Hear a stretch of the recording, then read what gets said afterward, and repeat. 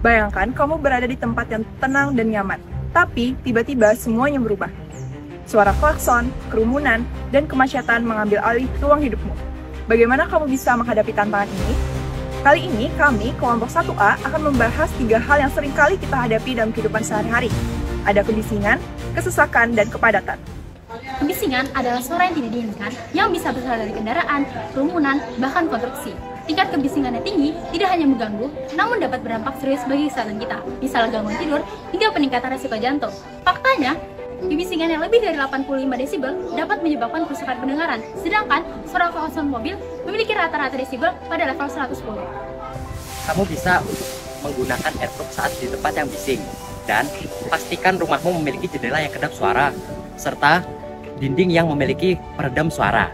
Kepadatan merujuk pada suatu jumlah orang atau kendaraan yang berada di suatu ruangan yang terbatas.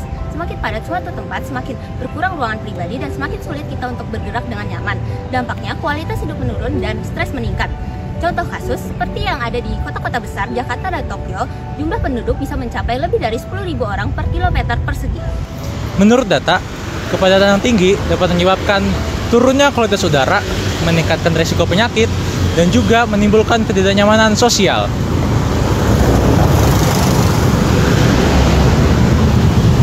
Kesesakan adalah kondisi ketika jumlah kendaraan dan orang-orang lebih dari kapasitas ruang yang ada. Ini menyebabkan kemacetan lalu lintas, ketidaknyamanan di perjalanan, dan antrian yang panjang. Selain itu, kemacetan juga menyebabkan polusi udara meningkat dan beban stres kita bertambah. Studi menunjukkan bahwa orang yang tinggal di kota besar menghabiskan lebih dari 100 jam per tahun hanya karena terjebak dalam kemacetan. Meskipun kita tidak bisa menghilangkan kebisingan, kesesakan, dan kepadatan, tapi ada banyak cara yang bisa kita lakukan untuk mengurangi dampaknya. Yang pertama, gunakan transportasi umum untuk mengurangi kemacetan.